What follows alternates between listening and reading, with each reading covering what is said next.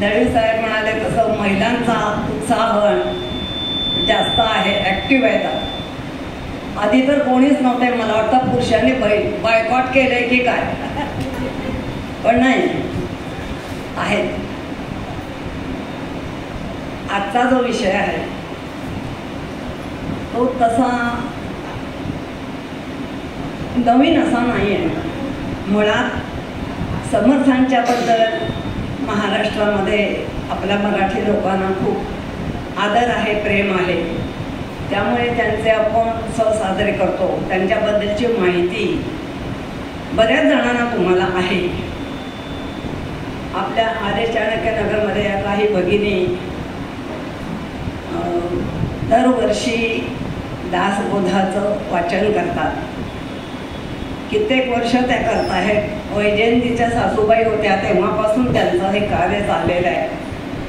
परीक्षा वगैरे देतात आणि त्यामुळे तुम्हा मंडळींना समर्थांच्याबद्दल खूप चांगली माहिती आहे. आताही आता इथं कल्पतरूमध्ये ह्या भगिनी आल्या, त्यांनी मला सांगितलं बरंचसं. मग असं तुम्हाला वाटेल की काय ह्या नवीन सांगणार आहे. मी काही नवीन सांगणार नाही. मला प्रामुख्यानं आवडलं ते समर्थांचं दासबोधामध्ये त्यांनी जे आपल्याला एक प्रकारचं शिक्षण म्हणा किंवा आपल्याला त्यांनी उपदेश केलेला आहे, तो फक्त धार्मिक ग्रंथ नाही आहे, तर सर्वसामान्य माणसाला आपलं जीवन कसं जगता यावं आणि त्याला मार्गदर्शन करत कसं आहे ते त्याच्यात त्यांनी सांगितलेलं मला खूप आवडलं. मी 3-4 पुस्तकं वाचली, वैजयंतीने मला दिली होती. त्या सुनील चिंचोळकर म्हणून एक आहे, सुधीर निरगुडकर म्हणून एक विद्वान विचारवंत आहेत. ते MBAचे क्लासेस चालवतात आणि त्यांना दासबोधाचा MBA चालवताना विद्यार्थ्यांना शिकवताना खूप उपयोग झाला. त्यांनी खूप सुंदर पुस्तक लिहिले, 100 पानाचं पुस्तक आहे, पण फार छान आहे. मला ते जयश्रीने दिलं. लायब्ररीतून 1-2 पुस्तकं मिळाली आणि बेलसरांचं पुस्तक फार सुंदर आहे. अशी एक 4-5 पुस्तकं वाचून थोडंसं जे मला भांडवल मिळालं त्या तुटपुंज्या भांडवलावरती मला जे भावलं, आवडलं, तर मी तुमच्याबरोबर शेअर करणार आहे. तुम्हाला माहीत असेल तर पुनःप्रत्ययाचा आनंद घ्या, नसेल माहीत तर समजलं ह्याचा आनंद.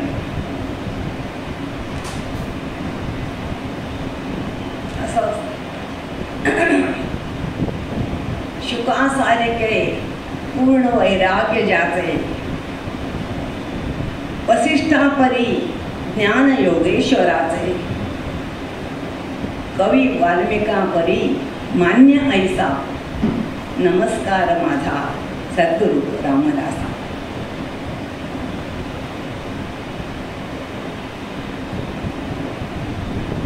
रामदास स्वामींचं जे मूळ पुरुष आहेत ते 1884 मध्ये श्रीयुत कृष्णाजी पंत ठोसर हे तालखेडला म्हणजे बीड प्रांतात आपला सगळा कुटुंब कबिला घेऊन आले आणि तिथे स्थायिक झाले. कुलकर्णी पद घेतलं होतं, तिथे ते राहिले. त्यांना 4 मुलगे. सर्वात धाकटा दशरथ पंत. हे दशरथ पंत त्यांना वाटलं की आपण वडिलांवरती कशाला भार टाकायचा, आपण वेगळा संसार करावा, म्हणून ते तिथून उत्तरेला साधारणतः 30 किलोमीटर तिथे गेले. जालना जिल्ह्यात अंबड तालुक्यामध्ये एक जाम नावाचा छोटासा गाव, त्या गावात ते स्थायिक झाले. तिथलं कुलकर्णी पद घेतलं. त्यांना थोडीशी ज्योतिषी वृत्ती पण येत होती आणि त्याच्या आधारे ते तिथे राहू लागले. या दशरथ पंतांपासूनची 22वी पिढी म्हणजे सूर्याजी पंत ठोसर. हे सूर्याजी पंत ठोसर म्हणजेच आपल्या समर्थांचे वडील. त्यांच्या मातोश्री राणूबाई. सूर्याजी पंत अतिशय धार्मिक वृत्तीचे होते. ते सूर्योपासक होते. रोज 1200 सूर्यनमस्कार घालायचे. 1200 वेळा गायत्री मंत्राचा जप करायचे. त्याशिवाय आदित्य हृदय स्तोत्र म्हणून एक स्तोत्र होतं, त्याचं पठण करायचे. आणि सकाळी उठल्यापासून संध्याकाळपर्यंत हा गृहस्थ पूजन अर्चन जप जाप्य ह्याच्यात सगळा दिवस त्यांचा जायचा. फक्त संध्याकाळी ते सरकारचं कुलकर्णी पदाचं जे काम आहे ते करायचे. अतिशय सच्ची असे हे सूर्याजी पंत होते. असं सांगतात की त्यांच्या या भक्तीला सूर्यनारायण प्रसन्न झाले आणि एका रथसप्तमीला त्यांच्या घरी आले माणसाचं रूप घेऊन आणि त्यांना म्हणाले, तुमच्या या उपासने भक्तीनं मी प्रसन्न झालोय, तर मला 2 वर द्यायचे आहेत, तर तुम्ही मागा. तुम्हाला काय हवं ते मी देईन. सूर्याजी पंत म्हणजे आपल्या समर्थांचे वडील, अतिशय निर्मोही निरीच्छ मनुष्य. ते म्हणाले, मला काय नको, माझ्याकडे सगळं आहे, तुमचा आशीर्वाद द्या. मग ते म्हणाले, तुमच्या सौभाग्यवतींना बोलवा. त्यांना बोलवलं. राणूबाई म्हणाल्या, आता महिलांना पुत्रवती होणं मूल हे अतिशय आवडीची गोष्ट आहे, जिव्हाळ्याची. त्या म्हणाल्या, कोटी संतान नाही, मला मुलगा द्या. आणि त्याने 2 वर दिले. ते म्हणाले, 1 वर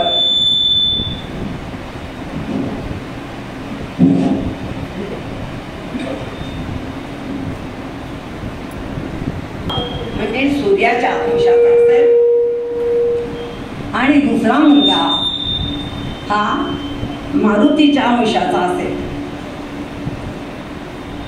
आणि त्यांनी सांगितल्याप्रमाणे वर्षभरात राणूबाईने एका मुलाला जन्म दिला. तो इसवी सन 1605 मध्ये. या मुलाकरता राणूबाईने गंगेची सेवा केली होती आणि नवस केला होता. म्हणून या मुलाचं नाव गंगाधर ठेवलं. आणि दुसरा मुलगा झाला. मी बरोबर घालताय का? कर्कश वाटतंय का? बरोबर आहे. दुसरा मुलगा इसवी सन 1608 मध्ये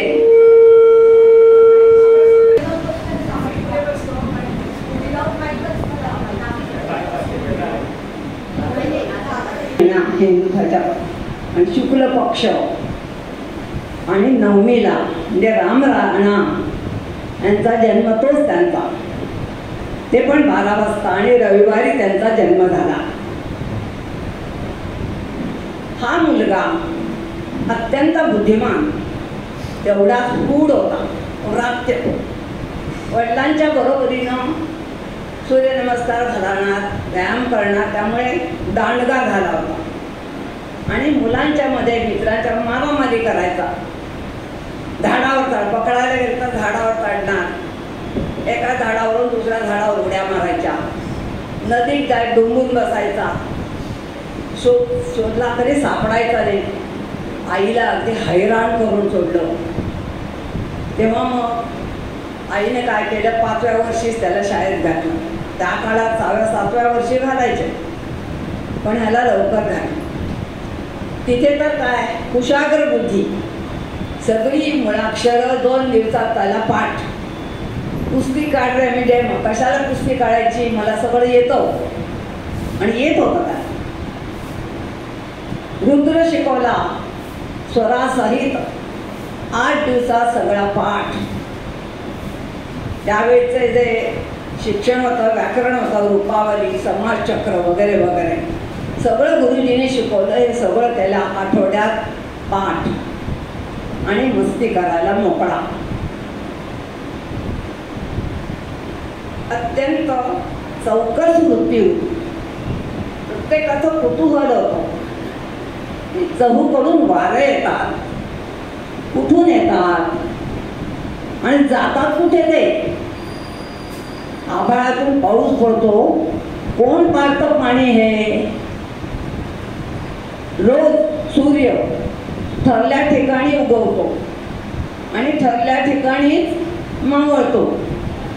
हे कोणाच्या आदेशावरून, कोण त्याला सांगतं. नाना तऱ्हेचे प्रश्न हा विचारायचा.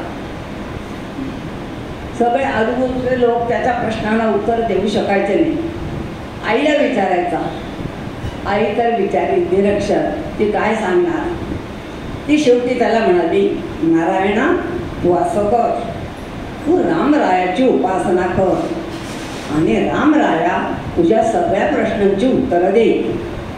बरं, आईने सांगितलेलं सगळं तो ऐकायचा. 7व्या वर्षी वडिलांचं निधन झालं.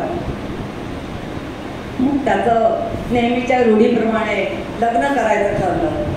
हा लग्न करायला तयारच नाही. लग्नाचं नाव काढलं की चिडायचा. मग सगळी मुलं त्याला चिडवायची. मग हा पळून जाऊन झाडावर चढून बसायचा.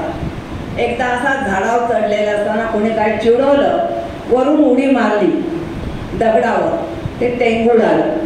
ते शेवटपर्यंत टेंगूळ राहिलं. मग आईने समजावलं, हे बघ आता तुझ्या दादाच्या वरती तुझ्यावर जबाबदारी. आता वडील नाही, जरा तू पोक्तपणाने वाग आणि लग्न करायला पाहिजे. तुला आम्ही काही सांगत नाही, फक्त तू अंतरपाठ झाल्यापर्यंत उभा राहा. बरं म्हणाला आणि तसंच केलं. 11व्या वर्षी लग्न ठरलं. अंतरपाठ झाल्यानंतर सावधान म्हणाल्यानंतर पळाला. मुलगा पळाला, नवरा पळाला, सगळे धावतायत. ह्याने काय करावं. एका झाडावर चढला आणि उंच झाडाच्या ढोलीत लपून बसला. नाहीतर एवढासा मुलगा सगळ्यांना सापडला असता. सगळीकडे सगळे धावले. 3 दिवस त्या ढोलीत तो लपून बसला आणि सगळे लोक गेले. कोणी आता दिसत नाही. ते खाली उतरला आणि नाशिकच्या दिशेने पळायला लागला. हिंगणगाव, बोरगाव, दाक्षरकोण करत करत टाकळीला येऊन पोहोचला. वाटेत लोकांना नवल वाटायचं, एवढासा मुलगा आहे, कुठे चाललाय, कशासाठी. आणि नाव बी सांगायचं नाही. कुठे नेऊन नेलं तर आपल्याला काही उत्तर द्यायचं नाही. प्रेमानं कोणी त्याला खायला द्यायचं, कोणी दूध द्यायचं. कुठं देवळात झोपायचा, कुठं ओढा घेतला आंघोळ करायचा. करत करत शेवटी तो नाशिकला पोहोचला. रामरायाला पाहून त्याला प्रेमाचा भरत आलं. असं सांगतात की इतकं झालं की तो बेशुद्ध पडला. आणि मग लोकांना वाटलं एवढा लहान पोर चालून आला, दमला. तसं नव्हतं. मारुती राय आहे त्याचे त्यांनी गुरु मानलं होतं. त्याने त्याला उठवलं असं सांगतात. आता या सगळ्याच गोष्टी त्यातलं काय घ्यायचं काय नाही ते तुम्ही ठरवा. मी वाचलं ते मी तुम्हाला सांग. दुसऱ्या दिवसापासून याने पाण्यात नदीमध्ये उभं राहून, कंबरवर पाण्यात उभं राहून गायत्री मंत्राचं पुरस्चरण सुरू केलं.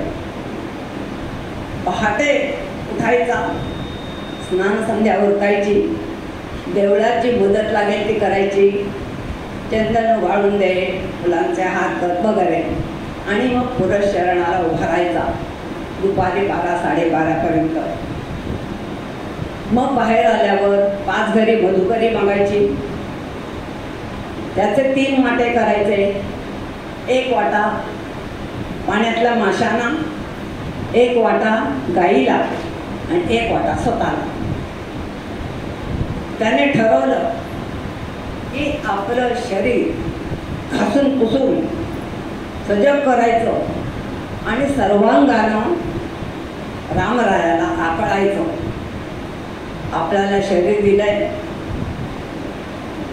हे कंठ दिलाय, रामरायाची कथा गायची, पाय दिले रामरंगी नाचायचं, हात दिले त्याची सेवा करायची, डोळे दिले त्याला सर्वांगानं त्याचं निरीक्षण करायचं, आणि अशा तऱ्हेनं आपली पुढी धन्य करायची. ते म्हणतात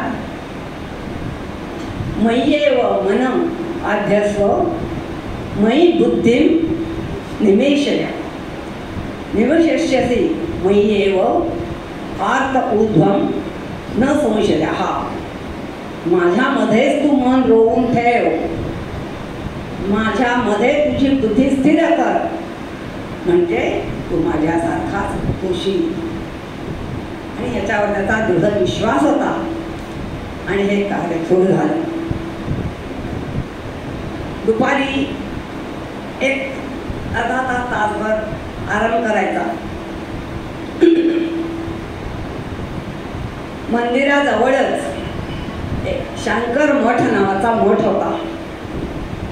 तिथे एक विद्वान शास्त्री मुलांचे पाठ घ्यायचे. हा पण त्या शंकर मठात जायला लागला. दुपारपासून संध्याकाळपर्यंत पाठ चालायचे. पाठ संपले की मुलं सगळी घरी जायची. हा घरी जायचा नाही. सबंध वेळ काय ऐकलं त्याच्यातल्या शंका त्या सगळ्या तो शास्त्रींना विचारायला. त्याच्या प्रश्नावरूनच त्याच्या बुद्धीची चमक शास्त्रींना समजली. ते म्हणाले, मेधावी आहात, तुम्ही स्वतः वाचा, त्या सगळ्या शंकांचं निरसन होईल. मी कुठून वाचू, माझ्याकडे वाचायला काहीच नाही. असं आजपासून या शंकर मठाचं ग्रंथ भांडार तुम्हाला खुलं, तुम्हाला हवा तो ग्रंथ घेऊन जा, अभ्यासा, आणि तुमच्या शंका दूर होतील. तो पूर्वी झाला त्या ग्रंथ भांडारात गेला. बापरे, भरपूर गेला. काय काय होतं तिथे, धर्मशास्त्र, स्मृतिशास्त्र, भाष्य, चूर्णिका, वेदांत, व्याकरण, धनुर्विद्या, वेदविद्या, प्रतिकार, त्यानंतर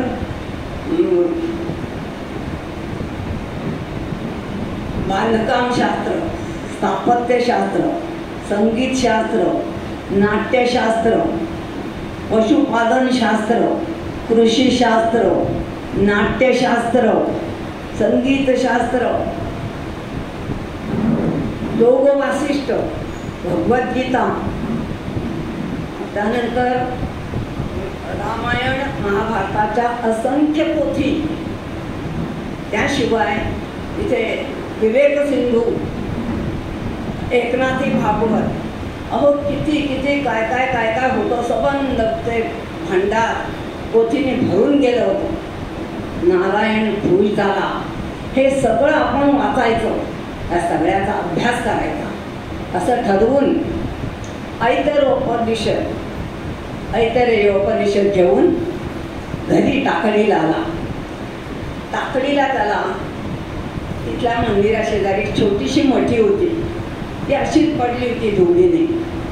पाटलांना विचारलं, मी इथे राहू का? ते म्हणाले, राहा. मग ती मोठी त्याने झाडू घेऊन स्वच्छ पुसली, झाडून पडून लख केली, शेणानं सारवली, तिथे दिवा लावला आणि रोज तो काहीतरी स्तोत्र म्हणत बसायचा. आज त्याने हा ग्रंथ आणला होता, तो वाचायला सुरुवात केली आणि रोज रात्री पाटील आणि त्याचे 3-4 मित्र त्यांना भेटायला यायचे, त्याच्याशी बोलायचे. आज त्यांनी पाहिलं महाराज काहीतरी वाचतायत आणि विचारलं, महाराज काय वाचताय? ते म्हणाले, ऐतरेय उपनिषद. ते काय असतं? ते उपनिषद आहे. तुम्हाला वेद माहीत आहेत ना? वेदांचा अंत्य खंड म्हणजे उपनिषद. हे उपनिषद 10 आहे. ईश, कंठ, केन, कठव, प्रश्न, मुंड, मांडुक्य, ऐतरेय, तैतरेय, छांदोग्य आणि बृहदारण्यक अशी 10 आहेत. गा काय बी कळलं नाही. पाटील म्हणाले, बरं सोपं करून सांगतो. तुम्हाला वेद माहीत आहेत ना? 4 वेद आहेत. चतुर्वेद, सामवेद, शुक्रवेद आणि अथर्ववेद. या वेदांचा शेवटचा भाग म्हणजे हे उपनिषद. हे वेद काय आहे? वेद म्हणजे ज्ञान. कशाचं? ही जी आपली सृष्टी आहे, हे आपलं जग आहे.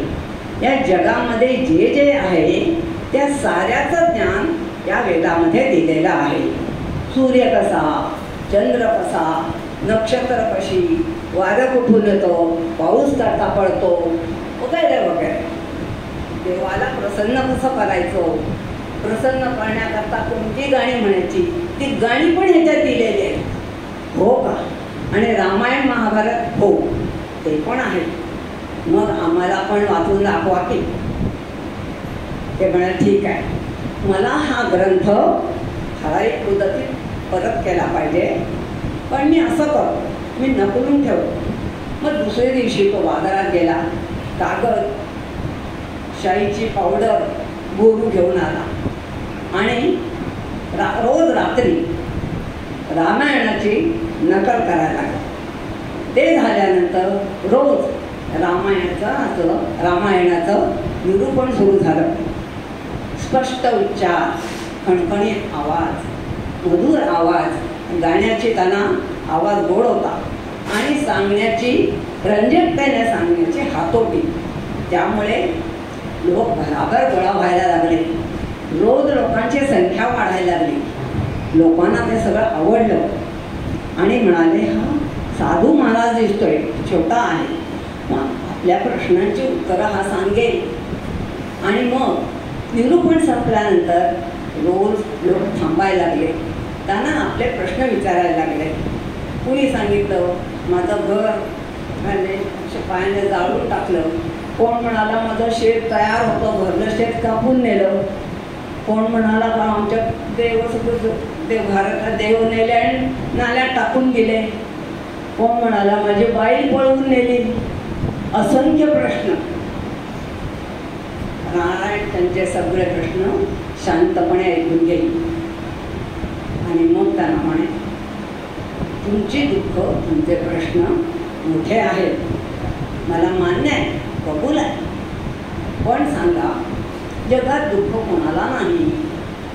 अहो तो एवढा प्रभू रामचंद्र, त्याला तेवढं दुःख. तो राजाचा मुलगा, त्याच्या सावत्र आईनं त्याला वनवासात पाठवलं, तिथे त्या रावणानं त्याची बाई पळवली. गेला का राम कोणाकडे रडत तक्रार घेऊन? नाही, तो ठामपणे उभा राहिला.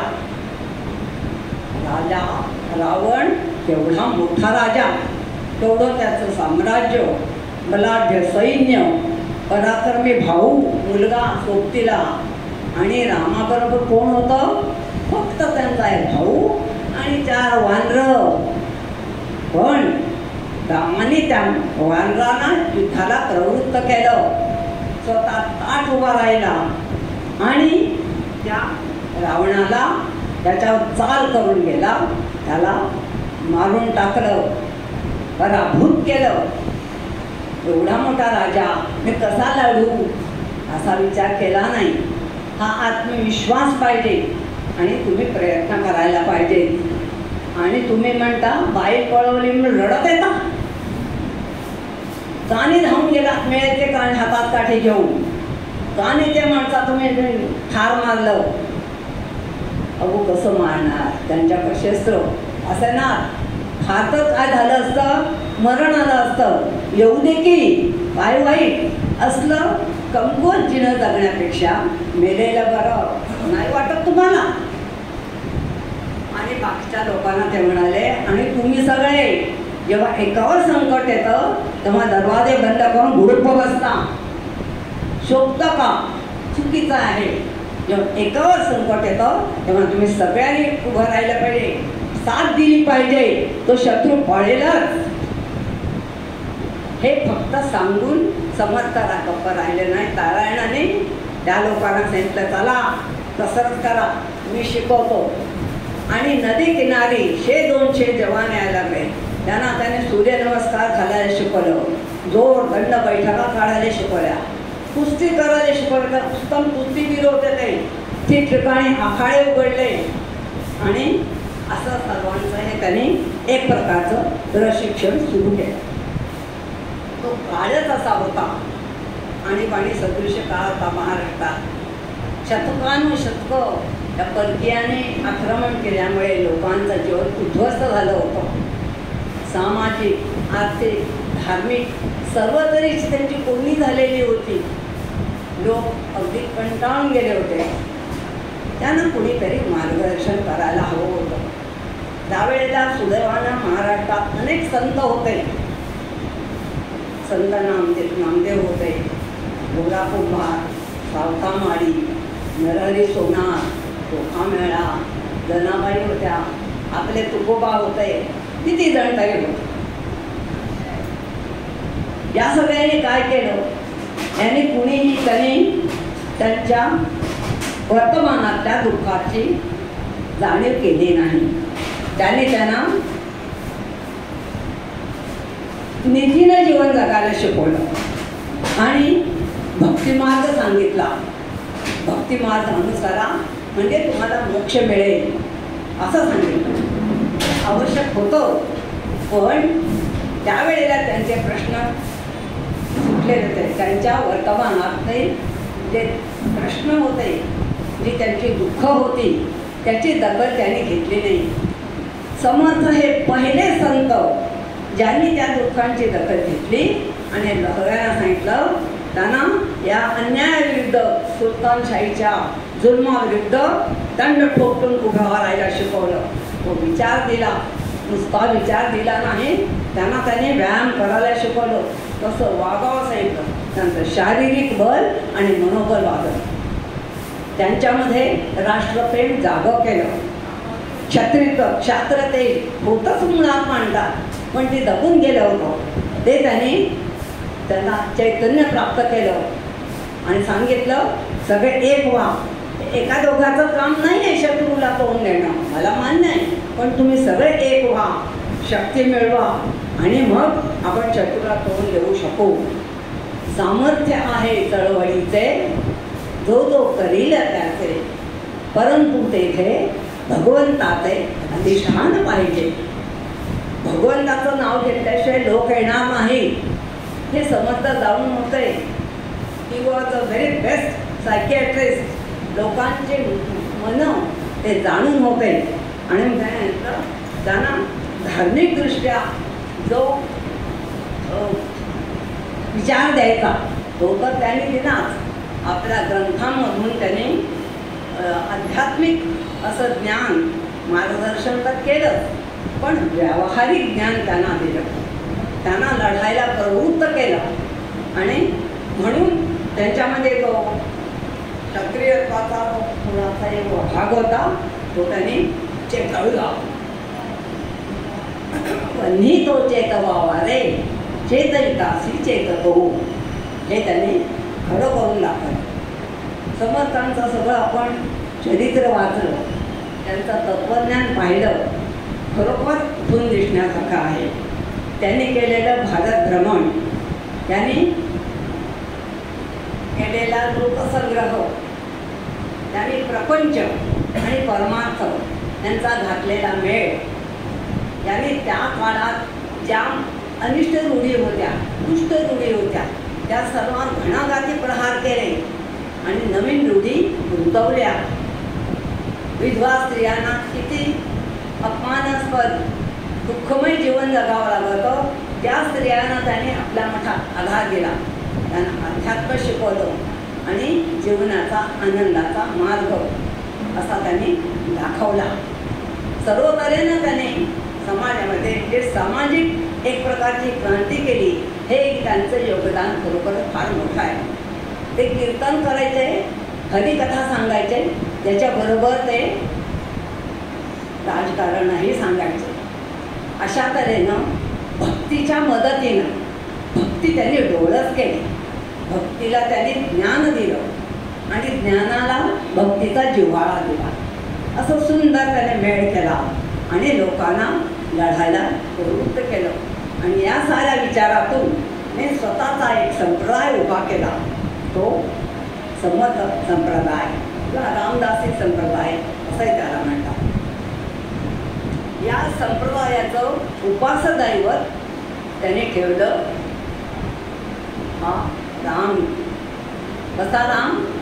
तर कोदंडधारी राम, धनुष्यबाण घेतलेला, शस्त्र सज्ज, प्रतिकार करणारा, धैर्यानं उभा राहणारा, आत्मविश्वासू. कारण जे वर्षानुवर्षाचं जे पारतंत्र्य उभारायचं होतं, त्याच्यासाठी असाच एक आदर्श त्यांना समाजापुढे ठेवायचा होता आणि म्हणून त्याने कोदंडधारी राम त्यांच्यासमोर उभा केला. त्याचं दैवी गुण तर सांगितले, पण मानवी गुणही सांगितले. त्यांनी कसे प्रयत्न केले, ते धीटपणे उभे राहिले. त्यामुळे ते एवढं बलाढ्य राज्य रावणाला तो मारू शकला. लोक म्हणाले, अहो देव होता, त्याला जमलं. रामदास म्हणाले, नाही, राम देव नव्हता, तो तुमच्या आमच्यासारखाच माणूस होता, पण आपल्या गुणानं, आपल्या कर्तृत्वानं तो देव झाला. तो अतिशय आज्ञाधारक होता. एवढं राज्य वडिलांनी सांगितलं जा, गेला म्हणा. भावंडावर त्याचं प्रेम होतं. भरताला सांगितलं आपण आई वडिलांची आज्ञा ऐकली पाहिजे, तू मी येईल तो पण राज्य कर. लक्ष्मणाच्या बरोबरीने तो मनात राहिला. त्याने आपल्या प्रजेवरती किती प्रेम केलं, त्याच्यासाठी त्याने आपल्या प्रिय पत्नीचाही त्याग केला. हे सर्व दृष्टी जुळत आहे. तर लढाऊ वृत्तीश्व त्याच्यामध्ये जी होती, तेव्हा लोकांना सांगितलं तर आपण प्रयत्न करावे, तो करू शकला तर आपण का नाही करणार, करू शकतो. हा विश्वास त्याने लोकांच्या मध्ये समर्थाने जागृत केला.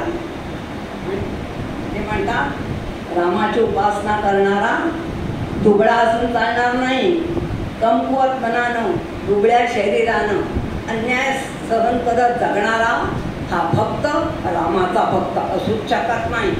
तो कसा पाहिजे? अष्टावधानी पाहिजे, सतर्क पाहिजे, सशक्त पाहिजे, विवेकी पाहिजे आणि सर्व कर्म कांड आपलं जे आहे, आपलं कर्तव्य कधीही न विसरणारा. सगळ्यात महत्त्वाचं रामाबद्दलचं प्रेम अखंड त्याच्या मनात रुजळत असायला पाहिजे. आणि असा जो आहे तर तोच खरा समर्थांचा सेवक होऊ शकेल आणि तोच खरा रामाचा भक्त होऊ शकेल. तुम्ही असे जर विवेकी राहिला, जर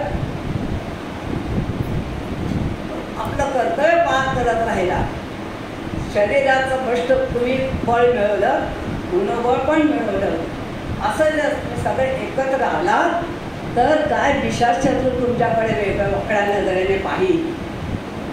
समर्थाची या सेवका वक्रपा आहे, असा सर्व भूमंडळी कोण आहे.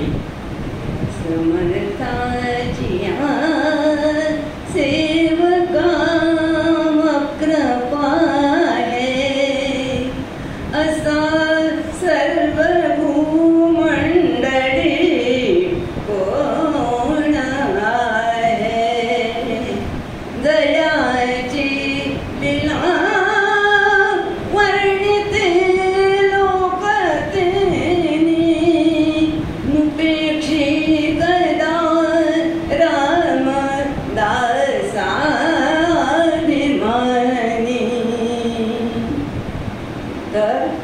असा हा समर्थांचा सेवक हा होणं सोपं नाही.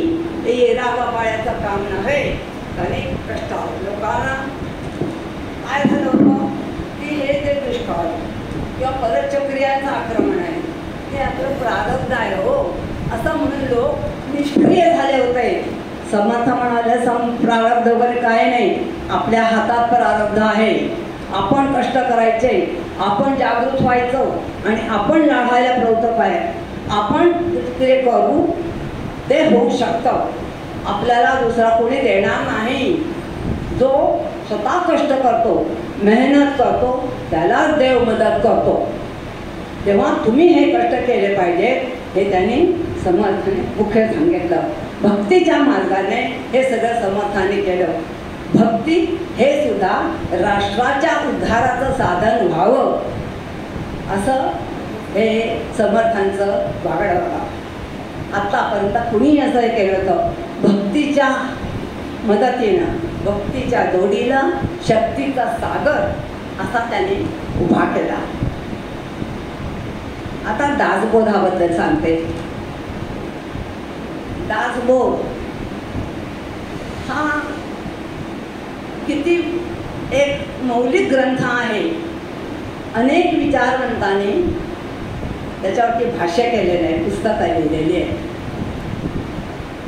सुधीर निरुडकर नावाचा एक विचारवंत आहेत, लेखक आहेत आणि त्यांचा व्यवसाय म्हणजे MBAच्या विद्यार्थ्यांना ते मार्गदर्शन करतात, शिकवतात. आणि म्हणून त्यांना दासबोधामध्ये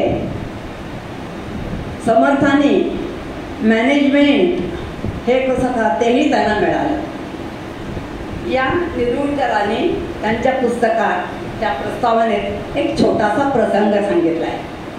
ते लहान होते, 7-8 वर्षाचे असताना त्यांच्या घरची प्रथा अशी की रोज संध्याकाळी दिवे लागण झाली की देवाला शुभम करोती म्हणायचं, बरवाचा म्हणायचा. हे आपण पूर्वी सगळेच आपण केलेलं आहे. आता ते शक्य नाही, काळ बदलला आहे. आता या येतातच नोकरी उशिरा, काळाप्रमाणे बदलायला पाहिजे, ते ठीक आहे. तर हे झाल्यानंतर त्यांचे वडील काय करायचे, बरोबरच्या झाल्यानंतर घरातील सगळ्यांना बोलवायचे आणि त्यांच्या पुढे दासबोधाचं वाचन व्हायचं. रोज 1 दशक त्याचं वाचन व्हायचं. कळो न कळो घरातला लहानापासून मोठ्यापर्यंत सगळ्यांनी हजर राहायला पाहिजे. कडक होते वडील. मग पानशेच्या पुढे त्यांची आजी, सुधीरांची आजी पुण्याला होती आणि मग पानशे धरण कुठलं वगैरे त्या आजीला वडिलांनी मुंबईला आणलं, घरी आणलं. आणि ती पण रोज रात्री हे दासबोध ऐकायला बसायची. 15-20 दिवस झाल्यानंतर आजी वडिलांना म्हणाली की मला लिहा वाचायला शिकव. ती निरक्षर होती, लिहिता वाचता येत नव्हती. वडील म्हणाले आता तुला लिहा वाचा शिकून काय करायचं आहे. त्या म्हणाल्या मला दासबोध वाचायचा आहे. वाचलेलं मी ऐकते पण मला माझ्या स्वतःसाठी मला हा ग्रंथ वाचावासा वाटतो, तर तो मला शिकव. मग त्यांना वेळ काढून, जास्त वेळ नव्हता, नुसती मुळाक्षरं शिकवली. त्या बाईनं त्याच्या जोरावर परत सगळा दासबोध वाचला. त्यांचे वडील थोडेसे तापट होते आणि लहानसहान चुकांसाठी ते मुलांना पुष्कळ ओरडायचे, कधी कधी मारायचे सुद्धा. एकदा असंच काहीतरी झालं, त्याच्या आईचं काहीतरी चुकलं आणि त्या आईला ते पुष्कळ बोलले, ओरडत होते खूप वेळ. त्याच्या आजीनं बराच वेळ ऐकलं आणि मग म्हणाले अरे गप्प बस, तू दासबोध वाचतोस ना, काय सांगितलंय समर्थाने, रागावर नियम पाहिजे, नियंत्रण पाहिजे. मूर्खाची लक्षणं वाचतोस ना तू, नुसतं वाचून काय उपयोग. जर वाचलेलं आपण आचरणात आणलं नाही काय उपयोग, कशाला वाचतो दासबोध. वडिलांना पटलं आणि ते शांत झाले. सुधीर म्हणतात आश्चर्य म्हणजे दुसऱ्या दिवसापासून वडिलांच्या वागण्यात बराच फरक पडला. त्यांचा राग शांत झाला. त्या वयात मला एवढंच कळलं की ह्या पुस्तकात असं काहीतरी आहे की ते आपल्या वडिलांना बदलतं. आणि मोठा झाल्यानंतर आपण हे वाचायचं. त्याने ते वाचलं, त्यांना खूप ते आवडलं आणि त्याच्यावर त्याने समर्थांचे नीतिशास्त्र नावाचं पुस्तक आहे. 100 पानाचं सुंदर पुस्तक आहे. सगळं त्यातलं काय मला कळलं नाही, पण त्यांचं त्यांची भाषा आहे आणि त्यांना जे पटलं दासबोधाचं ते त्यांनी लिहिलं. तर असा हा दासबोध त्याच्या प्रस्तावनेमध्येच समर्थ म्हणतात, येथ बोलला विशद भक्तिमार्ग. विशद म्हणजे स्पष्ट, स्वच्छ. तेव्हा या धर्मग्रंथात, या पुस्तकात काय आहे तर भक्तिमार्ग सांगितलेला आहे.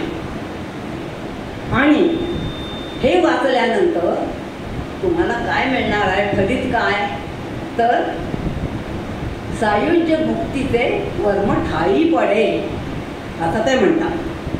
आता ही सायुज्य मुक्ती म्हणजे काय तर अध्यात्मामध्ये मुक्तीचे 4 प्रकार सांगितलेले आहेत. अध्यात्माचं उद्दिष्टच मुळी मोक्ष मिळवणं हा आहे. भक्ती करायची, नामस्मरण करायचं आणि अंतिम ध्येय म्हणजे मोक्ष मिळवायचा. तर हा मोक्ष मिळवण्यासाठी ज्या पायऱ्या सांगितल्या आहेत त्या 4 पायऱ्या म्हणजे सलोकता, समीपता, स्वरूपता आणि सायुज्यता. तुम्हाला मला माहीत असेल माऊलीचं एक अभंग आहे, देवाचे द्वारी उभा क्षणभरी तेणे मुक्तीचारी साधी येतात. देवाचे द्वारी उभा क्षणभरी उभा क्षणभरी तेणे मुक्तीचारी तेणे मुक्तीचारी साधी देवाची द्वारी उभा क्षणभरी उभा क्षणभरी. तर काय आहे या 4 अर्थ? सलोकता म्हणजे हे विश्व परमेश्वरानं निर्माण केलंय, तुम्ही आम्ही नाही. ह्याची जाणीव ठेवायची. समर्थ सांगताना सांगायचं आहे की आपल्याला सतत जाणीव व्हावी की हे विश्व परमेश्वरानं निर्माण केलं. आपण काय घरं बांधतो, 2 BHK 3 BHK बंगले बांधतो, अमुक विला अमुक सदन नाव देतो, घरासाठी भांडणं करतो, कोर्ट कचऱ्या करतो. अरे तुमचं नाहीच आहे. आपण इथे काही काळ टेनंट्स आहोत, भाडेकरू आहोत. आपलं संपलं काळ की आपण जायचं. तेव्हा ह्याचा सार काय की त्याच्यात तुम्ही जास्त गुंतायचं नाही. तुम्ही संसार करा, जे काय करायचं ते करा, पण त्यात गुंतायचं नाही. ते कमी गुंतायचं ही जी आहे ती पहिली पायरी. दुसऱ्याच्या म्हणजे समीपता. तर देव आहे, काही लोकांचं म्हणणं नाही आहे, पण तो आहे. ते त्याला निसर्ग म्हणतो, कोणाला वेगळी नावं देतो, पण ती शक्ती आहे आणि ती सगळीकडे आहे. ती सगळी आहे. तुमच्या घरच्या व्यवहारात आहे, बाहेरच्या देवळात आहे, अंगणात आहे, झाडात आहे, फुलात आहे, फळात आहे, सगळ्या माणसात आहे. सज्जनात आहे, दुर्जनात आहे, लहान मुलात आहे, मोठ्यात आहे.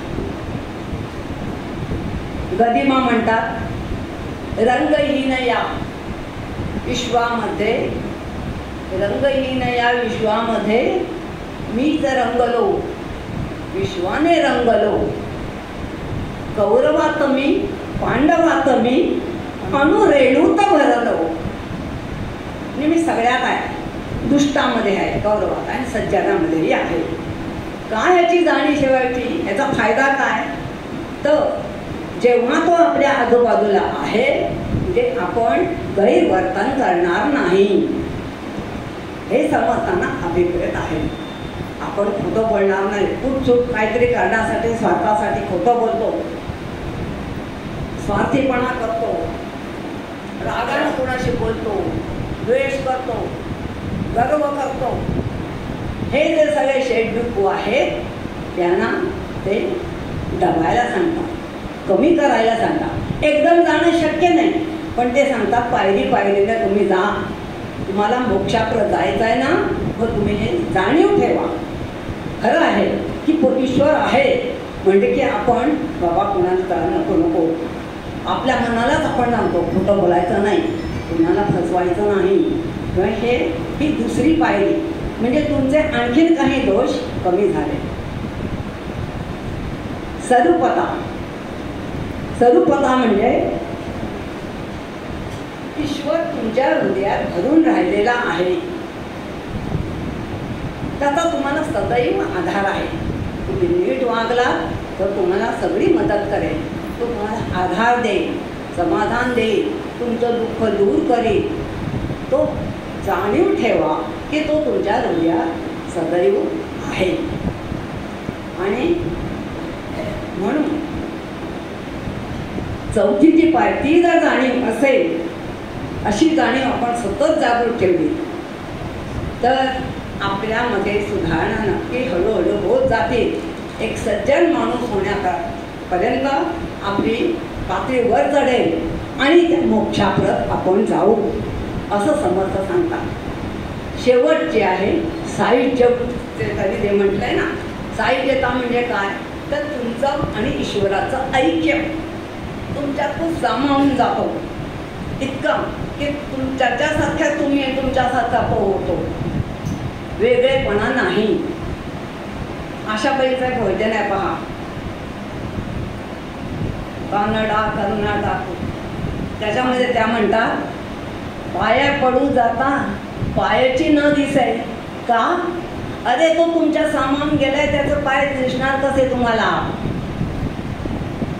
बायबलमध्ये एक सुंदर गोष्ट आहे, त्याच्यात तो भक्त परमेश्वराला म्हणतो, अरे मला असं सांगण्यात आलं की माझ्या जीवन मार्गावरती तू पदोपदी माझ्या बरोबर असशील, माझ्या संकटात तू मला मदत करशील.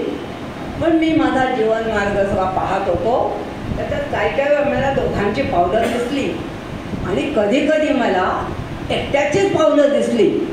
आणि आश्चर्य म्हणजे ज्या वेळेला मला माझ्यावर संकट आली, मी अडचणीत होतो, दुःखात होतो, तेव्हा एकट्याचीच पावलं होती. त्याचा अर्थ तू मला मदत केली नाही. परमेश्वर म्हणाला, वेड्या, ज्या वेळेला तुला एकट्याची पावलं दिसली ती माझी पावलं होती आणि त्या संकटाच्या वेळी मी तुला उचलून घेतलेलं होतं, म्हणून तुला एकट्याचीच पावलं दिसतात. तेव्हा हा आधार, हा निश्चय आपण लक्षात ठेवायला पाहिजे की तो आपल्या बरोबर असणारच आहे. आपण जर त्याने सांगितलेल्या मार्गाने गेलो तर तो नक्की मदत करतो. खरं आपल्याला तुम्ही अनुभवलं असेल की कित्येक वेळेला कुणी अनोळखी माणूस आपल्याला मदत करतो. आपण म्हणतो कसा देवासारखा आलास, तर देव म्हणजे काही 4 हात आणि मुकुट झाले नाही, ही माणसंच आपल्यामधली जी चांगली माणसं आहेत ती आपल्याला मदत करतात आणि आपल्याला गरज भासेल त्या खरोखर ही मदत करतात. आणि मग आपण सुद्धा कुणाला जर मदत केली, निरपेक्ष, आर्थिक मदत असो, कुणी आजारी असताना केलेली मदत असो किंवा कोणत्याही जर मदत जर आपण केली तर त्या क्षणी जो आपल्याला आनंद होतो, जे समाधान होतो, ते समाधान म्हणजेच मोक्ष. मोक्ष म्हणजे काही दुसरं काही, ते स्वर्गात जायला मिळेल, ते दुधाचा नद्या वाहत असतात आणि काय काय काय काय सांगतात, तसं काही नाही. या जगात आपल्या जीवनात रोजचं जीवन जगत असताना जर अत्यंत आनंदाचे क्षण आपल्याला मिळतात, ते असं आपण कोणाला मदत केली, आपण जर नीतीनं वागलो तर अत्यंत आनंदाचं जीवन आपण जगू शकतो आणि ते समाधान म्हणजेच मोक्ष आहे असं समर्थ सांगतात. सगळ्या संतांनी सांगितलंय, न मागे मुक्ती संपदा. तुकाराम म्हणतात म्हणा, संत संग देई सदा, मला नको मुक्ती विकते, संतांचा संग आहे, सज्जनांचा संग दे म्हणजे मी नीट वागेन. आपले गाडे महाराज पण तेच सांगतात, भुकेल्याला अन्न द्या, उघडा असेल त्याला वस्त्र द्या, शक्य असेल तर कोणाला त्याला जागा राहायला जागा द्या, जेवढं जमेल तेवढी मदत करा आणि असं जीवन तुम्ही जगाल तर तोच मोक्ष तुम्हाला मिळेल. हाच मोक्ष आहे. तर अशा तऱ्हेनं हा ग्रंथ भक्ती मार्गाकडून मोक्ष मार्गाकडे नेणारा हा धार्मिक ग्रंथ फक्त धार्मिक ग्रंथ नाही. समर्थांना मुख्यतः अभिप्रेत आहे ते माणसाचं माणूसपण. या माणसावर समर्थांचं खूप प्रेम आहे. या माणसाचं भलं कसं होईल, या माणसाचे दोष कसे दूर जातील, त्याला वाईट मार्गापासून कसं परावृत्त करता येईल, हाच त्याने आयुष्यभर विचार केला आणि त्या दृष्टीनंच आपल्याला मार्गदर्शन करणारे ग्रंथ त्यांनी लिहिलेले आहेत. आणि हे ते म्हणतात की आध्यात्मिक मार्गानं माणूस त्याच्या प्रगती होईल त्या होऊ दे, पण आज घडीला वर्तमानात त्याला जे प्रश्न पडलेले आहेत ते प्रश्न त्याला सोडवता आले पाहिजे. ती दुःख त्याला दूर करता आली पाहिजे. आपण नाही दुःख करणार, दुसरं कोणी करणार नाही. ते दुःख करण्याची क्षमता बुद्धी त्याला द्यायची, त्याला शहाणं करायचं. शहाणे करून सोडावे सकलजन हा समर्थांचा हे दृष्टिकोन आहेच. तर तो शहाणा झाला की तो सज्जन होईल, त्याचे दुर्गुण कमी होतील आणि तो सज्जन झाला की तो समर्थ होईल, असा समर्थांचा विचार आहे. दासबोधामध्ये तुम्ही पाहाल पहिलं जे दशक आहे त्यात आपण नेहमी करतो तसं कोणत्याही शुभ कार्याची सुरुवात करताना गणेश वंदन करतो, शारदा वंदन करतो, सद्गुरू वंदन करतो, तसं ते सुरुवातीला करतात, पहिल्या दशकात करतात. आणि दुसऱ्या दशकाची सुरुवातच मूर्खाच्या लक्षणानं करतात लगेच. का? त्यांना माणसाला शहाणं करायचं आहे. शहाणं करायचं आहे म्हणजे त्याच्यातले दोष दूर झाले पाहिजे, त्याचा मूर्खपणा दूर झाला पाहिजे. मग कशामध्ये मूर्खपणा आहे तो त्याला कळलं पाहिजे. ते त्याला कळलं म्हणजे तो मूर्खपणा दूर करेल आणि मग तो शहाणा होईल, मग तो सज्जन होईल, हे त्यांना अभिप्रेत आहे. म्हणून मूर्खपणाचे लक्षण जे त्याने सांगितलंय ते घासून पुसून ते असं करतात. जसं एखाद्या प्रवाहामध्ये काही कचरा असेल आणि वाहत नाही, तो बाजूला केला की प्रवाह झुळझुळ व्हायला लागतो. तसं समर्थ आपल्या डोक्यामधले विचारातले आचार विचारातलं जे मालिन्य आहे ते दूर करण्यासाठी ही मूर्खपणाची लक्षणं सांगतात. जेणेकरून हा मूर्खपणा तुम्हाला समजला की तुम्ही तो दूर करा. आपल्याला कळत नाही का? मला समजत नाही का मूर्खपणा?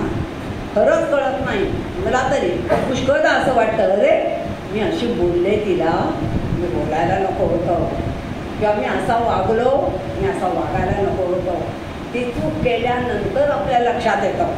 तेव्हा समर्थ आधीच शहाणं करतात, बघ ही चूक आहे, हा मूर्खपणा आहे, हा तू करू नको, मग तो आपण टाळू शकू आणि मग आपण शहाणे हो, सज्जन हो, समर्थ हो, हे त्यांना अभिप्रेत आहे. सुनील चिंचोळकर म्हणून पण एक असं त्यांनी दासबोधावरती लिहिलेलं आहे. त्यांनी काय केले त्याचे 2 भाग केले. समासाचे 5 भाग, ते दुर्गुण लक्षणं किंवा मूर्खपणाची लक्षणं आणि दैवी संपत्ती, असुर संपत्ती असे 2 भाग करतात.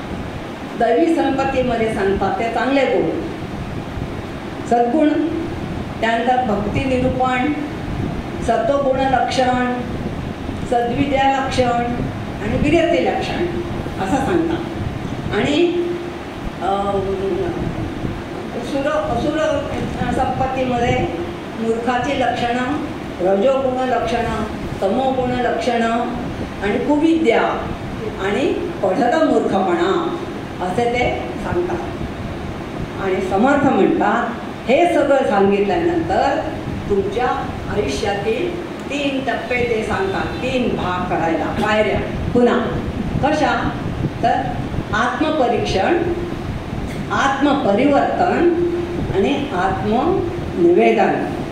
म्हणजे आत्मपरीक्षण म्हणजे काय?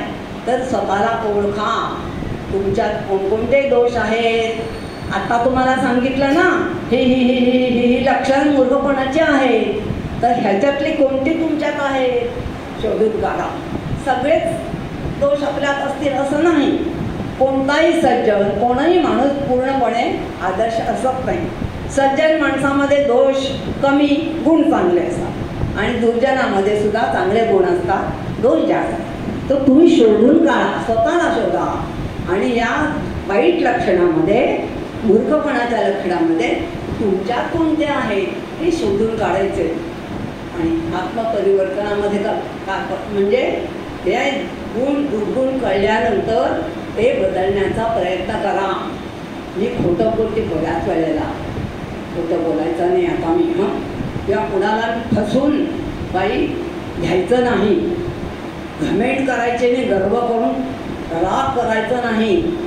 जे सुरीतीच्या वडिलांनी केलं, राग कमी करायला पाहिजे. आणि असे जे दोष आहे ते आपण कमी करायचे, त्याला म्हणायचं ते परिवर्तन. आणि शेवटी आत्मनिवेदन म्हणजे हे जे आपण ठरवलं, हे दोष मी काढायचे, मी ठरवले. 15-20 दिवसानंतर, महिन्याने स्वतःला तपासून बघायचं, खोटं बोलणं माझं कमी झालंय का, मी दुसऱ्याचा मत्सर करायचं कमी केलं का. आपण दुसऱ्याचा मत्सर करतो, दुसऱ्याचे काही गुण पाहून असून. इथं मला पटवर्धनांची आठवण येते. श्रीकांत पटवर्धनांनी कर्मयोगात सांगताना एक मुद्दा मला आवडला. ते म्हणाले, जर एखाद्याचा आपल्याला मत्सर वाटला, म्हणजे कोण खूप छान गाणं म्हणतो, सगळे त्याचं कौतुक करतात, पोटात दुखतं आपल्या, तेव्हा विचार करायचा की हा गुण त्याला कोणी दिलाय, देवाने दिलाय. हा चांगला आवाज गाणं देवाने दिलंय, ते देवाने दिलंय, तेव्हा आपण त्याचा मत्सर करायचा नाही. कोण खूप छान रांगोळी काढतं, कोण खूप छान काही भाषण करतं, असं ज्याचे जे गुण असतील त्याला देवाने दिले असं जर आपण मनाला ठरवलं तर आपण द्वेष करणार नाही. तेव्हा असं हे तुम्ही करायचं. आणि ही प्रक्रिया आयुष्यभर चालणारी आहे.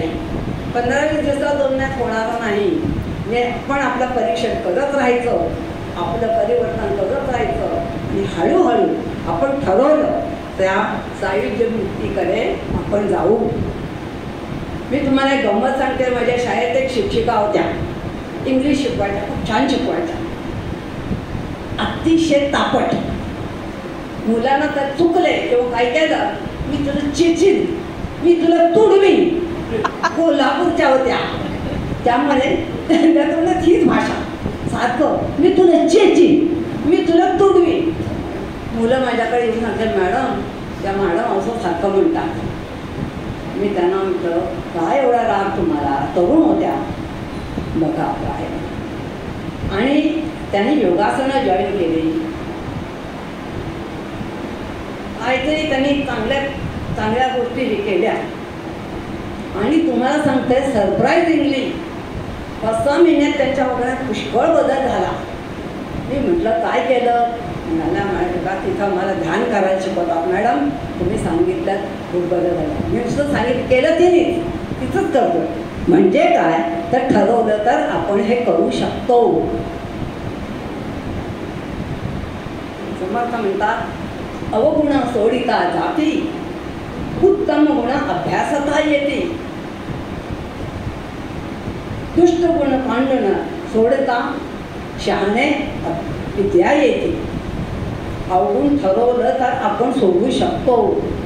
आपण चांगले गुण आणायचे ठरवले, त्याला वेळ लागेल, पण हे आपण करू शकतो. ही ग्वाही समर्थ आपल्याला देतात. हे एक प्रकारचं आश्वासन देतात, आपल्याला प्रेरणा देतात की हो मी हे करीन आणि मला हे करता येईल, असं ते सांगतात. तर हे आहे या दासबोधाचं. ते शेवटी सांगतात, फलित काय आहे, नासे अज्ञान दुःख भ्रांती, नासे अज्ञान दुःख भ्रांती. तुमचं अज्ञान दूर होईल, तुमचं दुःख दूर होईल. हे आपल्यातले दोष आपण काढले तर दुःख होणार नाही, म्हणजे दुःख दूर होईल.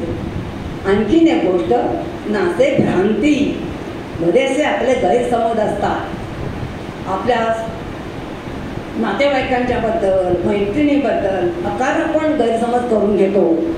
धर्माबद्दल सुद्धा सध्या जे चाललेलं आहे की जे गैरसमज आपण करून की दुसऱ्याला वाईट लेखणं हे चुकीचं आहे.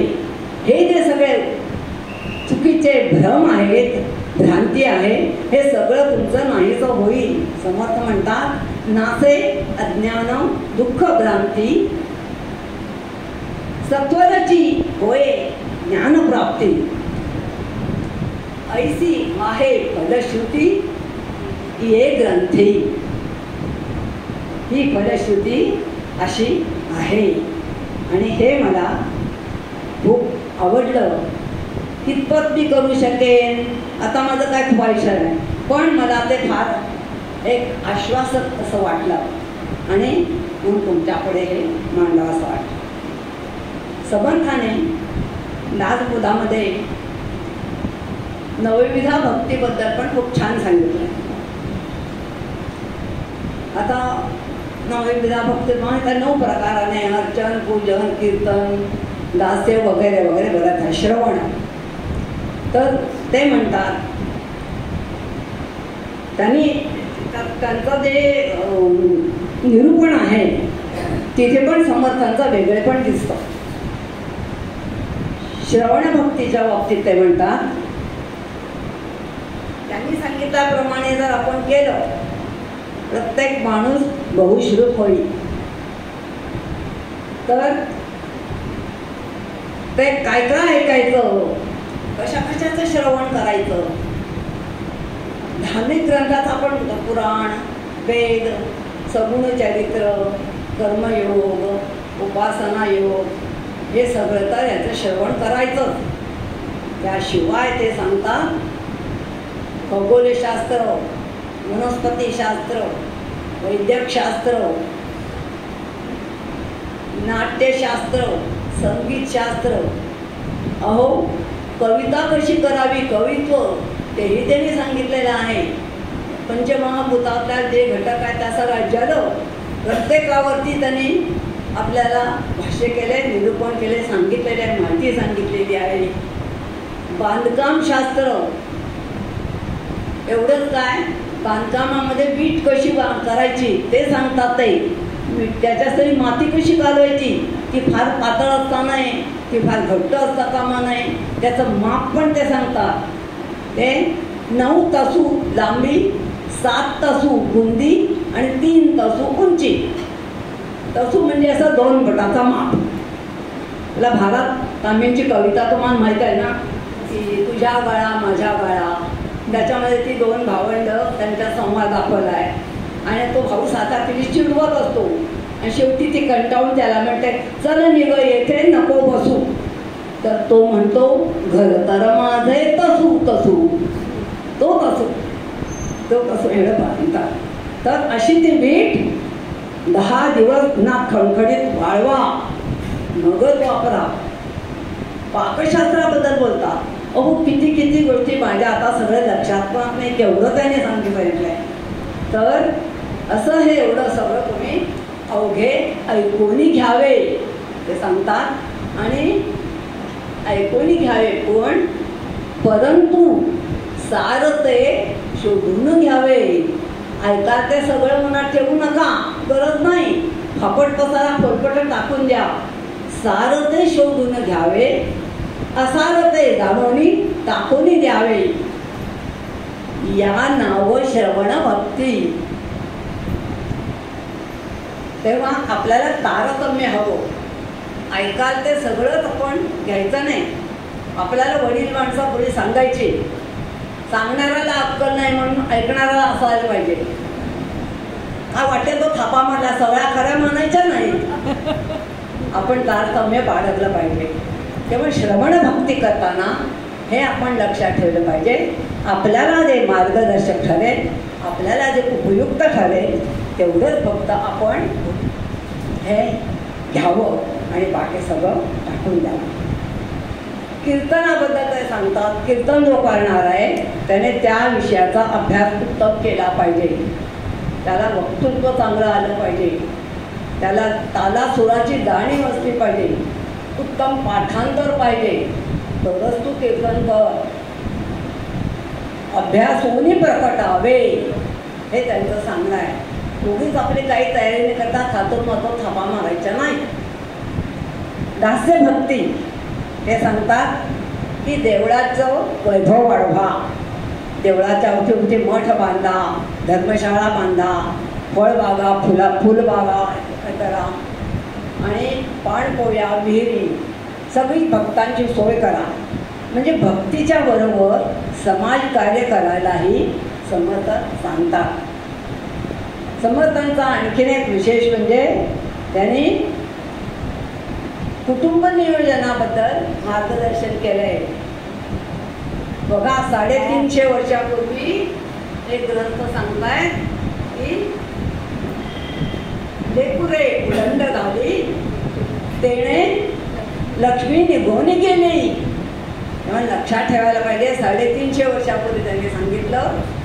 आपल्यावरती काय परिणाम झाला, किती परिणाम झाला आपण विचार करायला हवा. तुकारामांचं पण छान हे आहे. ते म्हणतात हाती नाही बळ, दारी नाही आडव, त्याने फुलं झाडं लावू नये. असं संत आपल्याला पुष्कळ काय काही चांगलं सांगून गेलेले आहे. तर समर्थांनी नुसतं दुष्ट रूढींवरची टीका केली नाही, चांगल्या रूढी त्यांनी अंमलात आणल्या. त्यातलं या विद्वाना शिक्षण देणं, आसरा देणं, मानानं त्यांना जगायला आलं फार महत्त्वाचं. त्यांच्या कितीतरी शिष्या यानंतर मठाधिपती झाल्या. त्यांना त्यांची तयारी बघून समर्थांनी त्यांना कीर्तन करायला उभं केलं. त्यांच्यापैकी किती जणी उत्तम ग्रंथरचना केली. त्यांच्या किती जणी त्यांच्या स्वतंत्र वेगळे शिष्य होते.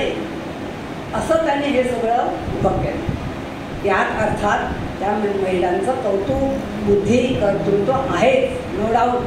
पण त्या हे सगळं करू शकल्या कारण समर्थ त्यांच्या पाठीशी भक्कपणे उभे होते. समर्थांनी हेही सांगितलं की संसार करायचा असेल, तुम्हाला देवाची पूजा करायची असेल, संसार टाकायची गरज नाही. आधी संसार करावा नेटका, मग घ्यावे परमार्थ विवेका, असं ते सांगतात. बस तुम्हाला चांगलं वागण्याकरता काय पाहिजे, प्रपंचाला गौण लेखू नका आणि परमार्थाला त्याच्याकडे दुर्लक्ष करू नका. या दोन्ही गोष्टी आपल्याला पाहिजे. ही दोन्ही चाकं जर एका दिशेने गेली आणि सारख्याच स्पीडने गेली तर माणसाचा विकास नक्कीच होईल, असं ते सांगतात. आणखीन एक समर्थांचं भारत भ्रमण हे खरोखर आश्चर्य वाटायला लागणार. 350 वर्षापूर्वी आजही भारत भ्रमण करणं सोपं नाही, कष्टाचंच काम आहे. भले बरीचशी साधनं असली तरी तेव्हा समर्थ एकटे पायी संबंध भारत 12 वर्ष हिंडले. जातील तिथे त्यांनी उत्तम असे संबंध सगळ्या त्यांच्या भाषा शिकले, तिथे राहिले, वेगवेगळ्या सगळ्या नोंदी केल्या. त्या लोकांचा संस्कृती, त्यांचा आहार काय, त्यांचा पोशाख काय, त्यांचा देव कोणता, ते कसे पुजतात, ही सगळी माहिती त्या भाषेत लिहिली. अवधमध्ये जाऊन अवध भाषेत लिहिलं. ब्रजभाषेत त्यांचे ग्रंथ आहेत, हिंदी भाषेत ग्रंथ आहेत, मराठीत तर आहेतच. असं त्या भाषेत त्यांनी हे सगळे ग्रंथ लिहिले आणि जिथं गेले त्या लोकांची भाषा आत्मसात केली आणि त्यांच्यापुढे निरूपण करताना त्यांच्या भाषेतून निरूपण केलं. त्यामुळे ते सगळे लोक त्यांना जवळचे झाले. आपल्या भाषेचं महत्त्व कसं असतं तेवढं विषयांतर होईल. तुम्हाला एक गंमत सांगते, माझा अनुभव. गेल्या वर्षी मी लंडनला गेले होते मुलीकडे. तिथे मग ह्याच्यावरती पोचल्यानंतर हिथ्रो विमानतळावर ते मध्ये चेकिंगमध्ये विचारतात तुम्ही कशाला आलात, किती दिवस राहणार आहात, कोणाकडे वगैरे वगैरे. आणि मग मी सांगितलं माझ्या मुलीकडे आले. मग त्यांचा फोन नंबर, मी माझा जाव्याचा फोन नंबर दिला. तो इथला मला तिकडचा माहीत नव्हता. तिकडचा फोन वेगळा, त्याला ते काय म्हणतात हे बदलावं लागतं, कटकट असतात फोन, आणि तो नंबर मला माहीत नव्हता.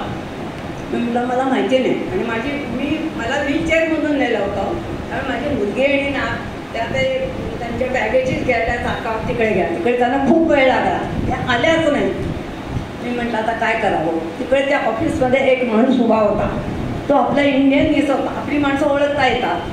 तर मी त्याला विचारलं, आर यू इंडियन? तो म्हणाली yes. From where? Goa. Goa म्हटल्यानंतर मी त्याला विचारलं, कोणकडे उलायचं? तो चमकला, कोणकडे उलायचं? वई तू खंची, तू कुठली? कोकणीमध्ये तुम्ही नाही, सगळे तू.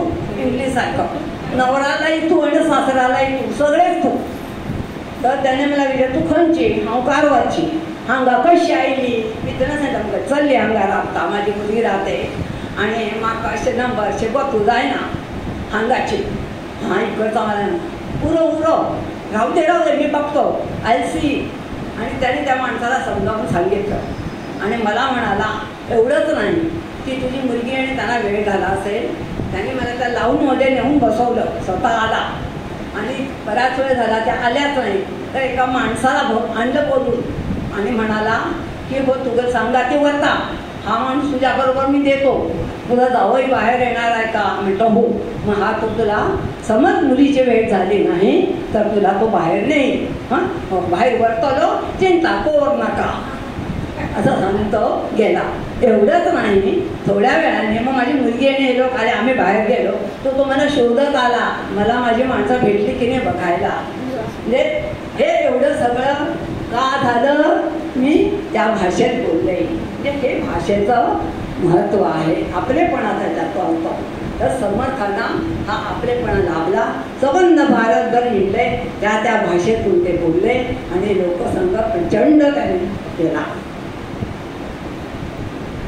त्यांचा ग्रंथ संग्रह तर भरपूर आहे. संभार त्यांनी आत्माराम दासबोध हे ग्रंथ तर लिहिलेच, त्याशे कितीतरी पदे, मनाचे श्लोक आणि अभंग, आरत्या, त्यानंतर राजकीय पत्र त्यांनी लिहिले, कितीतरी आध्यात्मिक निरूपणं लिहिलेली आहेत.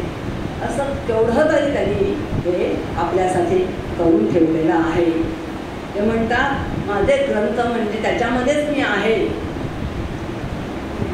माझी काया आणि वाचा, माझी काया आणि वाणी म्हणाल गेली अंतःकरणी, परी मी आहे जगज्जीवनी, मी आहे जगज्जीवनी निरंतर. आत्माराम आणि दासबोध हे माझे प्रसूत स्वतः सिद्ध. आत्माराम आणि दासबोध हे माझे स्वरूप स्वतः सिद्ध असता. खेद का करावा भक्तजनी, नका करू खटपट, नका करू पट, पहा माझा ग्रंथ नीट, तेने सायुज्याची वाट गवसेल की. असं ते सांगतात. त्यांचं जे सार सर्वस्व आहे ते त्यांच्या ग्रंथात आहे. ते आपण नेहमी वाचायला हवं, आणि नुसतं वाचायचं नाही तर ते आपण आचरणात आणायला हवं. समर्थाने 1100 मठ स्थापन केले. जिकडे जिकडे गेले तिथे त्याने मठ स्थापन केले. तिथलाच माणूस निवडून त्याने मठाधिपती केला. त्याची ते परीक्षा कशी घ्यायची आहे, दासबोधाचे सगळे पानं अशी विस्कळीत करून ठेवायचे, आपण पत्ते पिसून ठेवतो ना तसे, आणि जो कोणी ती पानं व्यवस्थित जुळवेल ठराविक वेळेच्या तोच मठाधिपती होऊ शकेल. असे त्यांनी ठिकठिकाणी मठ उभे केले. त्यात अनेक स्त्रिया पण होत्या, त्या मठाधिपती झाल्या. समर्थाने ते 3 गुण आपल्याला सांगितले, रजोगुण, तमोगुण आणि सत्वगुण. ते म्हणतात हे 3ही गुण उपयोगात आहेत. आपल्याला वाटतं सत्वगुण चांगला, तसं नाही. की योग्य वेळ योग्य प्रमाणात आपण वापरलं पाहिजे. स्वामी विवेकानंदांचा एक अनुभव आहे. ते अमेरिकेहून भारतात येताना त्या बोटीमध्ये त्यांच्यावर बऱ्याच जणी काही टीका केली, त्यांच्या पोशाखावरून किंवा त्यांच्या उच्चारावरून. परकीय लोक होते, स्वामींनी लक्ष दिलं नाही. इथे त्यांचा सत्वगुण दिसून येतो. थोड्या वेळाने एक पादरी त्यांना भेटला. त्याच्याशी चर्चा करताना हिंदू धर्माबद्दल तो बोलायला लागला, हिंदू धर्मावर टीका करायला लागला. आता स्वामी भडकले, तुला उचलून समुद्रात टाकून देईन. इथे त्यांचा तमोगुण दिसतो, पण तो आवश्यक आहे. समर्थ सांगतात तिन्ही गुण आवश्यक आहे, पण तुम्ही वेळ पाहून, तारतम्य पाहून त्याचा वापर केला पाहिजे. समर्थांच्या अनेक चमत्कार त्यांच्याबद्दल सांगितला आहे. मला वैजयंतीने खूप छान पुस्तकं दिली, 2-3. जयश्रीने पण एक पुस्तक दिलं आणि लायब्ररीतून 2-3 मिळाली. तेवढ्या भांडवलावर ते मी काय दे तुम्हाला सांगितलं. त्याच्यात चमत्कार पुष्कळ आहेत. त्यांचे पुस्तक मोठं आहे, मी तुम्हाला थोडेच सांगते. एक म्हणजे समर्थांच्या आईना नंतर अंधत्व आलं. बऱ्याच वर्षानंतर समर्थ आईला भेटायला गेले आणि जय जय रघुवीर समर्थ असा जयघोष केल्यावर मुलाचा आवाज ओळखला. त्या म्हणाल्या, नारायणा कुठे होता बाळा तू? ते जवळ गेले, त्याच्या तोंडावरनं डोक्यावरनं हात फिरवला. अरे तुला दाढी मिशा आल्या, तू केवढा मोठा झालास रे, पण मला तुला बघता येत नाही, मला दिसत नाही. समर्थाने आईच्या डोळ्यावरून हात फिरवले आणि त्यांना दिसायला लागलं असं म्हणतात. दुसरी गोष्ट, समर्थांचे उद्धव गोसावी म्हणून एक शिष्य होते, त्यांच्या वडिलांसंबंधी. एकदा समर्थ देवळा नदी किनारी बसले होते. त्यावेळेला एक लोकांनी काही असं प्रेत हे आणलं आणि त्याच्या मागून एक बाई चालत होती, पांढरे वस्त्र नेसलेली.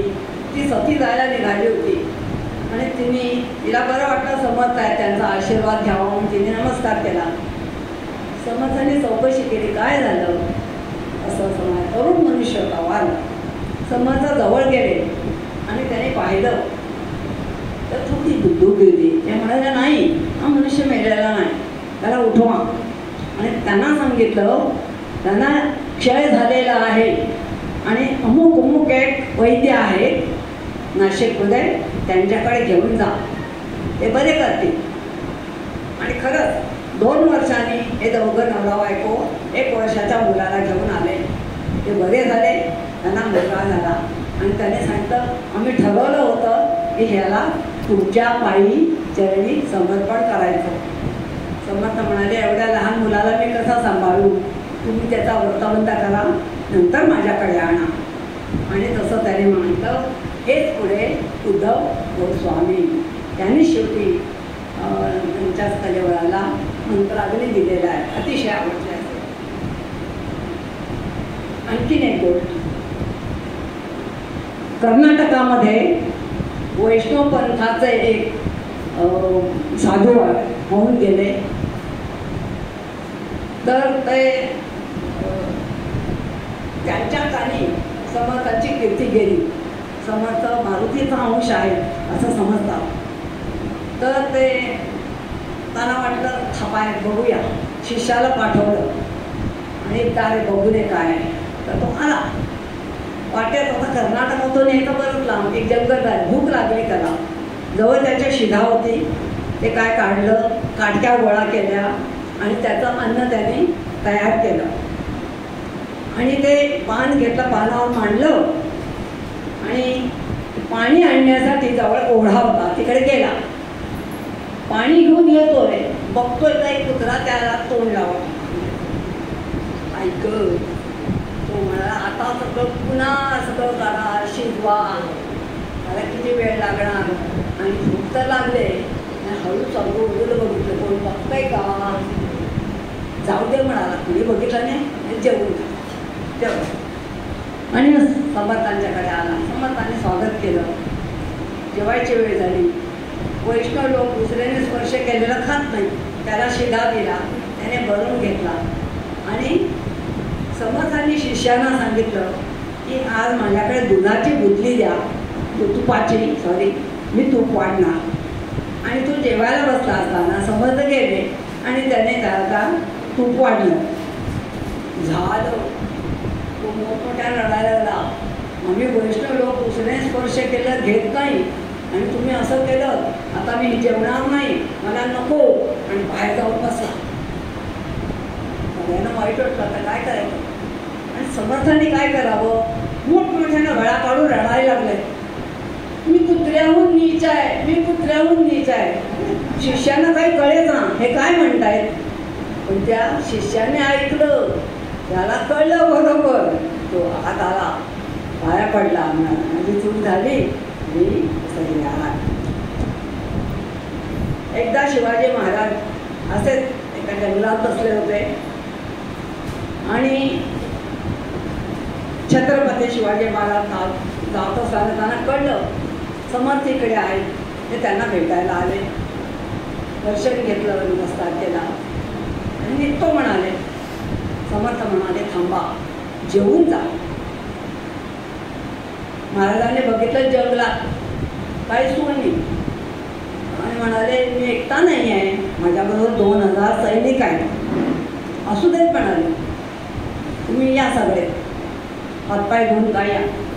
आणि त्या 2000 सैनिकांना महाराजांना गोडाचं उत्तम जेवण समर्थांनी दिलं. आणखीन एकदा असेच ते रामघडीजवळ बसले होते समर्थ. महाराज आले, दुपारची वेळ होती, उन्हाची, थकलेले, चेहऱ्यावर घाम गळत होता. समर्थ म्हणाले, शिवबा तुम्ही असे म्लान का दिसता. ते म्हणाले, उन्हाची वेळ आहे, मला खूप तहान लागले, पाणी कुठं मिळालं नाही. एवढंच ना, थांबा म्हणाले. ते बसले होते, त्याच्या जवळच एक शिळा होती. त्याने काय केलं, हातातली उघडी घेतली आणि ती शिळा ढकलली, त्यातून उत्तम पाण्याचा झरा निघाला. महाराज पाणी प्याले, अतिशय गोड होतं म्हणतात. तो झरा आजही आहे जालन्यामध्ये, रामघडीच्या पश्चिमेला उघडी तीर्थ असं त्याचं नाव आहे. असे अनेक चमत्कार आहेत. तर मी आता समर्थांच्या जीवनातल्या 2 घटना सांगते.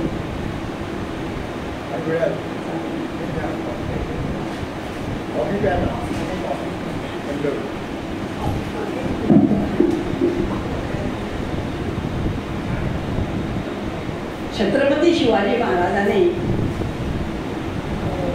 समर्थांकडून अनुग्रह घेतला, तुम्हाला सगळ्यांना माहीत आहे. तो अनुग्रह घेतल्यानंतर समर्थांनी त्यांना प्रसाद दिला. महाराजांनी नमस्कार वगैरे केला, पादप्रक्षालन वगैरे सगळं ते झालं आणि प्रसाद दिला. काय दिला प्रसाद, मूठभर माती, घोड्याच्या 2 लिदी आणि मूठभर खडे. राजाने सगळं घेतलं, नमस्कार करून ते गडावर आले. त्यांच्या मातोश्रीने विचारलं, झाला का अन्न. समर्थाने प्रसाद दिला का. हो म्हणाले, दिला. आणि नारळ दिला. ती जाऊ बघत आली, हे काय, माती, घोड्याची लीद आणि खडे. महाराजांनी सांगितलं की माती म्हणजे तुझ्या राज्याचा विस्तार होणार आहे, तेच अशी माती सांगते. लीद म्हणजे तुझी अश्वशाळा वाढणार आहे, घोड्यांची संख्या तुझ्या त्यात वाढणार आहे. आणि खडे म्हणजे तेवढे गड तुझ्या अंमलाखाली येणार आहे, असा तुझा राज्य विस्तार होणार आहे. धन्य ते समर्थ आणि धन्य त्यांचा तो शिष्य अर्थ समजून घेणार. आपल्याला काही कळलं नाही काय दिलंय असं आपल्याला. समर्थ असेच एकदा राजे नुकतेच गडावर आले होते आणि त्यांचा जय जय रघुवीर समर्थ असा घोष कानी आला. राजे म्हणाले आता या साधूच्या झोडीत काहीतरी भिक्षा टाकायला पाहिजे योग्य अशी. काय करावं क्षणभर विचार केला आणि चिटणीसाला बोलवलं आणि सगळं राज्य समर्थांच्या नावाने दान करून दानपत्र तयार केलं. सही शिक्क्यानिशी तयार केलं. समर्थ आले त्यांना नमस्कार कोणाने झोडीत दानपत्र टाकलं. समर्थाने बघितलं काय हे शिवबा मी साधू मला हे काय कामाचं. तर तुम्ही हे देऊन तुम्ही काय करणार. मी आता आयुष्यभर तुमच्या चरणाशी राहून तुमची सेवा करणार. मला राज्य नको. समर्थ असले असं चालणार नाही. ज्याने त्याने आपापलं कर्तव्य पार पाडलं पाहिजे. राज्य उभं करणं प्रजेचं रक्षण करणं हे तुझं काम आहे. ते तूच केलं पाहिजे. आता तू असं कर माझा प्रधान म्हणून तू हे राज्य सांभाळ यांचं रक्षण कर. राजे म्हणाले ठीक आहे पण आपण आपल्या पादुका द्याव्यात त्या मी ठेवून राज्य करेन. बरं म्हणा त्याने पादुका दिल्या. आणखीन एक विनंती म्हणाली काय हे राज्य तुमचं आहे हे सिद्ध करण्यासाठी काहीतरी निशाणी पाहिजे. तुम्ही निशाणी काहीतरी द्या. आता मी बैरागी मी काय देणार.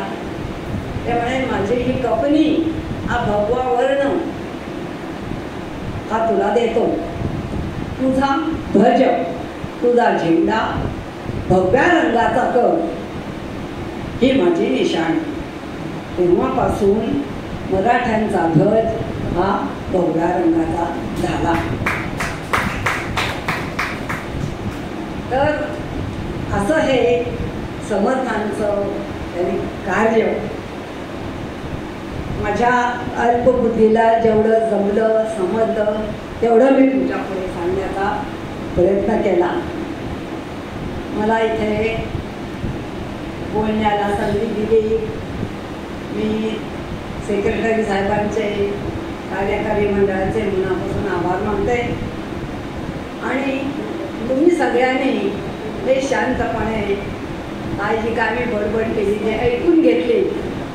इथे तुमची श्रवण भक्ती दिसून आली आणि तुमचा पेशन्सही दिसून आला. तेव्हा त्यासाठी मी तुमचे पण सर्वांचे आभार मानते आणि माझ्या या व्याख्यानाचा त्याची सांगता समर्थांच्या एका आवडत्या भजनाने करते.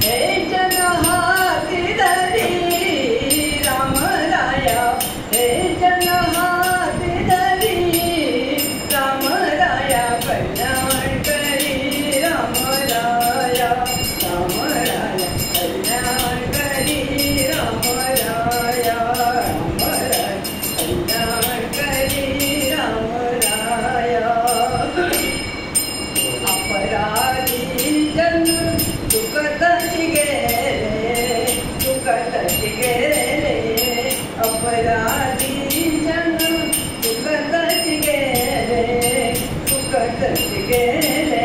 तुझा तुझी सावरी रामराया, तुझा तुझी सावरी रामराया. कल्याण करी रामराया, रामराया कल्याण करी रामराया. कोठे जावे काय करावे, काय करावे. कोठे जावे काय करावे, काय करावे. आरंभली गोहरी रामराया, आरंभली गोहरी रामराया. कल्याण करी रामराया, रामराया कल्याण करी रामराया. दास म्हणे आम्ही गेलो पावलो, दास म्हणे आम्ही गेलो पावलो, गेलो पावलो, गेलो पावलो, गेलो पावलो, गेलो पावलो.